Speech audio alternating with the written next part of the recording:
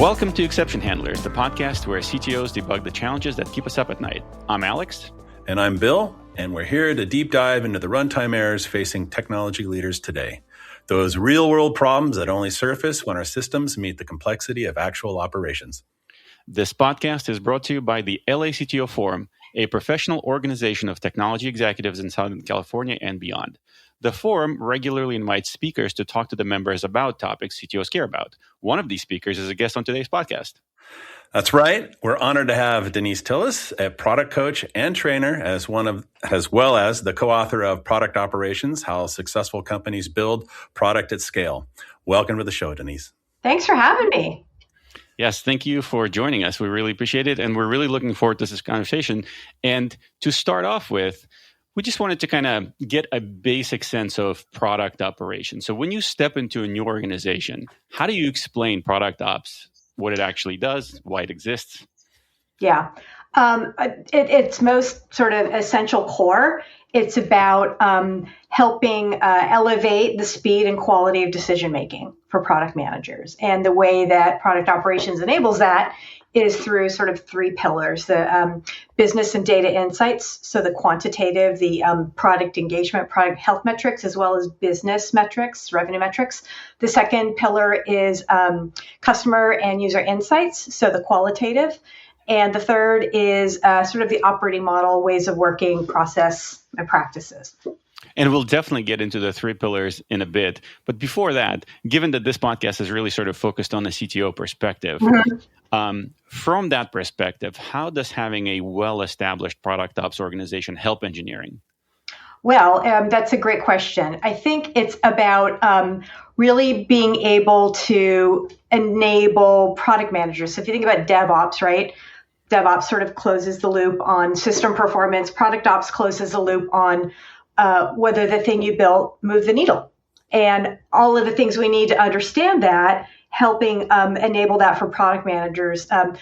Product operations, I was doing it back in 2014, didn't know it, didn't really have a name then, but it was about making sure the product team that, be commercial, be strategic, be tactical, work well with your engineering partners. So many things to do. They're also being, expected to, if they didn't have any sort of analytics instrumentation, writing SQL scripts off the side of their desk just to get the analytics, or bothering their engineering partners for that. And then analyzing and then using that data to make decisions. So it's just too much. So I think that you think about making sure that the product managers are surrounded with everything they need to make better decisions, which cascades to our engineering partners, that the things that we want to collaborate with you to build have been well-researched, have been really understood from a data perspective, rather than throwing things over the fence that are more hunch-based. And along those lines, do you find over the last few years that the types of conversations between product and tech have changed? In general? Yes, in general. Yes. One positive thing I see is that more engineering teams seem interested and open to wanting to understand a more 360 of the problem at hand. What are the metrics? What does success look like? How are we doing? How are we tracking along that? And that's very different from when I first started in product, over a decade ago. In that, just tell me what you want. What are the criteria for success, and I'll build it. Mm-hmm. So I think it's a great and tighter partnership than it used to be. That makes perfect sense, because one of the things I used to bump up into all the time was the engineers trying to understand is, what are people doing with this thing that I'm building right here? This feature, is it really useful? Who wants it? Exactly. Is it meaningful? Yeah. I mean, there's still going to be folks that are like, just let me put my head down. I'm not that interested. You figure that out and I'll build it. But I would say there's more and more engineering folks that really want to understand the full aspect of it. So that only can make for better products and better outcomes for the business and customers. And I'm also curious, related to this conversation, to what degree is AI impacting the change in the way these two traditionally different sort of distinct focus organizations interact? Yeah. AI has, been sort of this meteor into our world, same as you guys, same as product, right? Sure. And I think from the product manager perspective, they are thinking, how do I leverage this into products and the value we can deliver to customers? I think from a product operations perspective, it's what are the sort of lower strategic value things we can partner with AI so we can focus on higher strategic things like understanding what the strategies and how we help the product team communicate that out to the bigger company. So it's about understanding and being strategic about where we're partnering with AI, not just handing it off. It always needs to be a human element partnership to that, and thinking about that from a product ops perspective, but also for the product manager too. What are the sort of ways of working where AI can do some of the lift and the work doesn't make sense? So that intentionality and sort of keeping in mind, what is coming down the pike in terms of innovation and how we leverage that as opposed to reacting and grabbing that every time. And that's a perfect segue into the question that just popped into my mind. Mm-hmm. And that is that from my perspective, it seems like product is the most profoundly affected by AI. On one side of synthesis, what should we be looking at are the creative ways to do that. On the other one is we have this data, we have this information, what mm-hmm. insights can we build? And they're kind of at the two spectrum ends. Have you seen one be more adopted than the other, or is it kind of a balance, or is it kind of really team dependent? I think it's team dependent, and where sort of the greater deficits are, gaps, if you say, within a team, if they're stronger in terms of analyzing and they don't necessarily need that sort of first cut of, take a look at these notes from this call. What are the five? I think that makes sense no matter what, but it really depends on the strength of the team. But I have a question for you. I would think that AI has impacted engineering profoundly as well.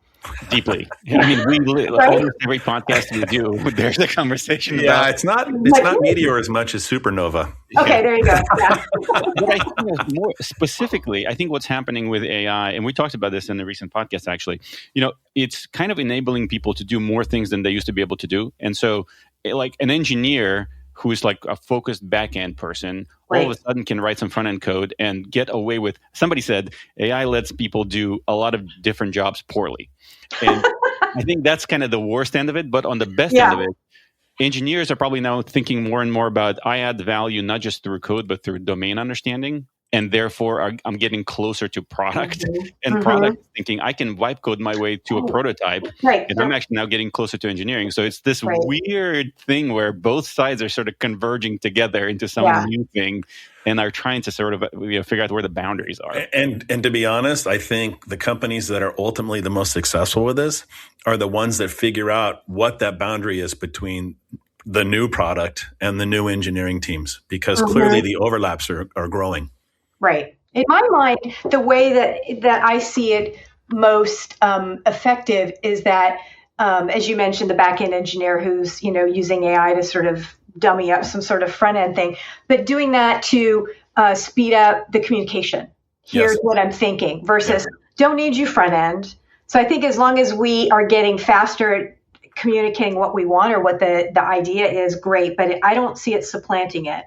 Yeah, there's value to expertise, right? So you still want your best UX person to actually build a beautiful UI. It doesn't mean that goes away. But yes, to your point, the iterations can shorten because now you can it's a great way to build crappy versions to get the ideas to set. Right, exactly. Right. And you guys may be familiar with a book that my writing partner, Melissa Perry, wrote the product ops book with me, but she wrote a pretty seminal product management book before that. It was called Escaping the Build Trap. Right. And about getting away from just building for building's sake, releasing for releasing sake, but what is the value it's providing? And I think with AI, it's even more profound now. We can do things much quickly, but does it provide value? Do we need it? So I think you still need that critical thinking and sensibility to be able to assess this versus that. Absolutely. And I think one of the key elements of that metric is when product and engineering sit down to talk about something that has recently been hatched. And the reality is, yes, it works great in this demo here that you've built, and I understand it, but here are the ramifications of doing that technically. Well, and you think about it, that kind of we've been grappling with that with, InVision Figma, right? Hey, look, it kind of works in the demo. Just go build it, engineer. He's like, no, that's more tech debt. So I think it's just on steroids, right? Yeah. Well, and there's so many different things, but I think the companies that will really be successful is where the product people and the engineering people can sit down and we can actually talk about performance and we can talk about UX in the terms of, is it really usable as opposed to it's efficient and performant. Right. Right. So on that note, I wonder if we can actually do a little bit of a deep dive into the 3 pillars framework that you mentioned. I mean, your book did introduce this concept to the world, and I think it's a very powerful way to think about product ops and where it adds value. Can you tell us a little bit about that? Yeah, it's funny. I do a masterclass quarterly with people that are. It's funny, when I first started it in 2020, everyone's like, "What is this product ops?" Now it's all product ops people. They've created teams and they're trying to get more clarity on how to structure their teams and the kinds of things they should be doing. But if you think about it, with business and data insights, that's usually the deficit I see at a lot of companies, that having the capability and the data analytics instrumented. It's shocking to me. A lot of big enterprise companies don't have this. I'm like, how do you know what you've built and what to build and where to stop spending money? So I feel like that's usually the biggest gap a lot of companies have. And it's either having those product engagement metrics. Sometimes I'll work with teams and they're like, well, our goal is 10 million ARR. I'm like, how are you getting there? What are the leading signals to tell you you're on the way, as opposed to looking back after the month or whatever and like, oh, we didn't miss, we didn't get it. So I feel like it's a very powerful way to, as I said at the beginning of the podcast, make faster and better quality decisions. And with this, the quantitative and with the qualitative, some teams will say, well, we have a business, or data science team, or we have a UX research team. Aren't we stepping on their toes? And it's not about generating it, but it's about making sure you're harnessing it in a sort of scaled way. So let's say you have a team of 30 product managers and they're making random requests for UX research, or they're trying to use the data science team for one-offs. What would that look like to understand the things we need to know, and then have sort of one person speaking on behalf of all of those people and working directly with data science? Here's what we need. Here's the format we need it in. Just faster, and hopefully we're getting more value out of that team too. So it's not about generating, it's more about harnessing it if you don't have that. Right. Absolutely. Yeah. So that was the data aspect of this. What are the other pillars in that framework? The other one is customer and user insights, so the qualitative.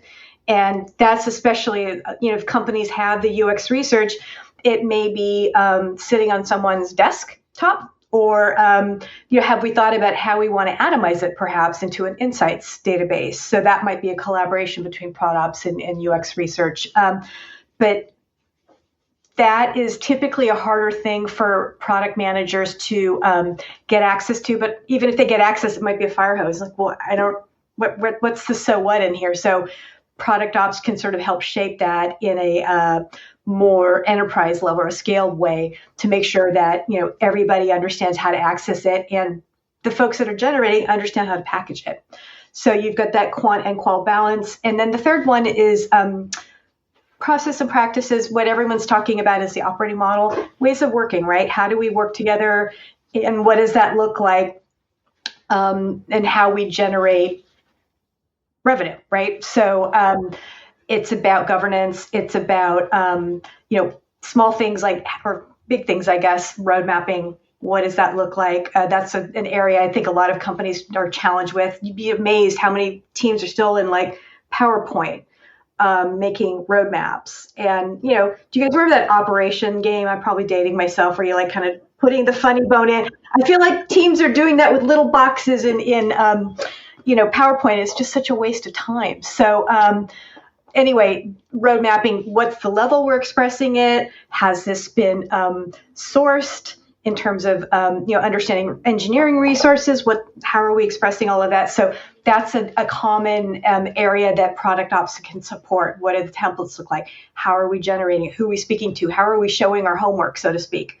That we've done the data and qualitative insights to validate these ideas. So that's an aspect of it, and governance as well. So how are we deciding, what we're pursuing? What is the sort of look back in terms of, did we generate value?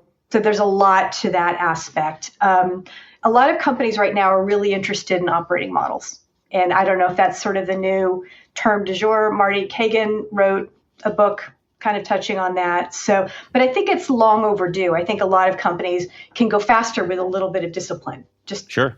What are the stated ways in terms of engagement? So just one follow-up on this. I'm curious, do you see your framework as more of like a checklist? So meaning like companies need to really focus on all three from the get-go to get somewhere, or more of a maturity model where you can kind of get on a path, focus on one aspect, and then grow to the next? That's a great question. And in the book and in the classes and the coaching I do, I always suggest to people, go for the biggest area of opportunity and the biggest gap. If you try to do all three at once, you're going to kind of like skim the surface. Go where the biggest opportunity is, figure out where you can show some quick wins, and then understand how you need to approach the others pillars. And the pillars, it's not sort of a strict way of how you have to define it. I've worked with Sam's Club and helping them stand up product ops. And they have added in program management. Not how I do it, but there's no hard or fast way to do it. So it's just a way to get people thinking about the types of value that you want to deliver. Sure. No, that makes a lot of sense. Well, I guess back to the CTO frame, I'm curious, as you're doing this work, as you're implementing this framework, what role should CTOs expect to play in helping implement or even perhaps define aspects of the framework? Yeah. So in my mind, it's like experimentation and feature flags, right? So DevOps or NGOps would own the infrastructure. Product ops makes sure that PMs actually use it well and learnings get synthesized. Not that we just shipped it, but what did we learn and what's the value we delivered? And instrumentation is a big partnership area as well. There's some overlap for sure. So even probably within process, right? Because yes, there's aspects of road mapping that engineering is usually either feeding into or sort of reacting to some degree. Yeah, that's true. Interesting. Well, this was actually, I think, really an interesting way to set up when and who needs to implement product ops. And you have this great analogy of pirate ships versus Navy ships. And I would love you to talk a little bit about that. But I also want to just add to it, kind of from an engineering perspective. Engineers often talk about like code smells, patterns in code that signal potential problems. So I'm curious, what organizational smells would signal to you the need for product ops? I've never heard that. I love that. Yeah, that's tech people. We're a little different. Yeah. But we're related. I would say a startup, probably, you're barely getting one product manager, so that's probably not the right environment. I was recently working with a crypto company that scaled from 25 people to 50 within 6 months. And they're like, so what got you there isn't going to get you further. But they're loath to add a lot of, overhead or whatnot. So I think they initially flexed into too much process. And, I did a little bit of assessment with them. And I'm like, I think actually you don't need this process yet. It's just about, and you guys will find this interesting, that you need to be a little more clear and defined and more well-researched in what you're asking the engineers to build, because they had one product lead and he was doing everything. And so as a result, the stuff that was being handed to the engineers was very half-baked. And then they get to a certain point, like, I don't understand this, and then ask him, and then they're waiting for 5-6 days because he's busy doing everything else. So it was about sort of like good stuff in, good stuff out versus the garbage in that was coming. So that was, I think, probably more a symptom of being spread thin in terms of resources and staff. They didn't necessarily need more process. What were you going to say, Bill? Yeah, this thing really popped in my head when you started talking about, the engineers not having enough resources to be able to continue along. And I was wondering is... Actually more inputs than resources because of yes, sorry. I meant that, that is one of the resources, what am I supposed to be doing? Yeah. Along those lines, do you have like general rules of thumb for ratios between, product people, engineering people, et cetera? And because as you mentioned, on one side, you can have way too much process and it's not hard to dream up ideas much faster than you can build them. But on the other hand, you have to be able to keep the engineers aware of what it is they're ultimately supposed to be achieving. Right. And of course, the two words, it depends. I wish I could come up with the smell for you guys, but I think as you think about product manager to engineers, what would you guys say is a good ratio? It depends. What, 1 to 5, 1 to 7? Yeah, probably. It means Yeah. something along those lines. Yeah, Yeah. maybe even higher, but yeah. And ideally, within product ops, a product ops person per PMs, Spotify had what? I think 900 product managers and one product person. So they're not supporting it, right? They also got laid off in the 2023 layoffs. But, I've also seen it the complete opposite where there's 5 product managers and 4 products people. I'm like, that seems a little overkill. So, what I like to see is maybe, one person, you think about sort of a hybrid structure where you've got sort of embedded usually within the business and data insights aspect, and then more of a horizontal structure in terms of shared services, of ways of working, the operating model. So, you might see 3 people in the horizontal and maybe, one person per pod or every, 3 to 4 pods in terms of business and data insights, like a product analyst. So kind of like the product owner, and then the matrix of. Are you talking resources. safe with me? What's that? Are you talking safe with me? Scaled Agile framework? No, I'm Okay. I'm sorry. I'm talking purely on the metaphorical side. Okay. It's just, this is the person who is the point person for product on the app, and they're dedicated to that. They may have more than one, but in my experience, unless the work itself is relatively small, one takes up a lot of thought process. Yeah. So the hybrid is the sort of first pillar. The business and data insights is more embedded and more dedicated, maybe across a couple teams. Then you've got that shared service, bedrock, so to speak, of the kinds of things that help people work more globally. What do the roadmaps look like? How are we planning? What are the sort of inputs for our cross-functional stakeholders? When are we reviewing roadmaps? All of those things. So that's more the shared services. And I think you kind of touched on this already, but I'm actually curious, just kind of keeping that going in terms of scaling product teams with product ops. Like, what is the playbook for that? So, like, you've mentioned sort of some aspects of it, but like, is there a playbook to scale this function? Product ops? Yeah. Typically, companies, especially now, like 2 to 3 years ago, they're like, yeah, let's throw it at it. This is great. But now resources are more scarce. People, I think there was sort of an overabundance of hiring during the pandemic, and now I think folks start and under staff that role. So I think a lot of companies start with a team of 1. It's about thinking about what's above the line in terms of capabilities and what's below the line. These are great ideas, but not enough bandwidth to execute on those. So identifying sort of longer term value, and then also short-term quick wins so you can show the value, because ultimately products is a cost center, right? We're not generating revenue, but we're helping support people that are. So how do you reflect that back that, like, oh my gosh, we cannot survive without this? Okay. One other question about this whole scaling function thing, which is, so there's this criticism sometimes that says basically product ops kind of establishing that maybe too early masks other problems within the product organization. So weak product skills, lack of strategy. Marty Kagan, you mean? Sure. Sure. That was a common, Yeah. Let's just say there's a criticism wherever it's coming from, right? So how do you react to that? Is that a real risk? No, I don't think so. I would like to think that folks that are in charge of product teams, if you have a CPO, they understand the lack of skills or capabilities within their team, and understanding that adding prod ops, more headcount, is not going to solve the problem. So I rarely see that. That should be a concern if that's how people are utilizing it, but I haven't seen that much. I really haven't.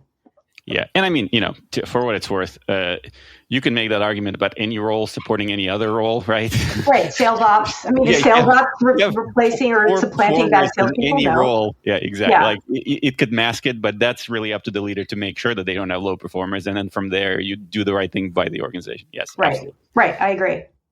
Okay. Well, I feel like we did a really great overview of product ops, and for people who are interested in learning more, I highly recommend your book. It's a great read. And so if people want to reach out to you and find out more or contact you for some work, where could they find you? LinkedIn, certainly, or my website, Denise Tillis, TILLES.com. Yeah. Well, thank you very much, Denise. This was wonderful. We really Thank appreciate your you. time Yes, today. thank you. Good chat.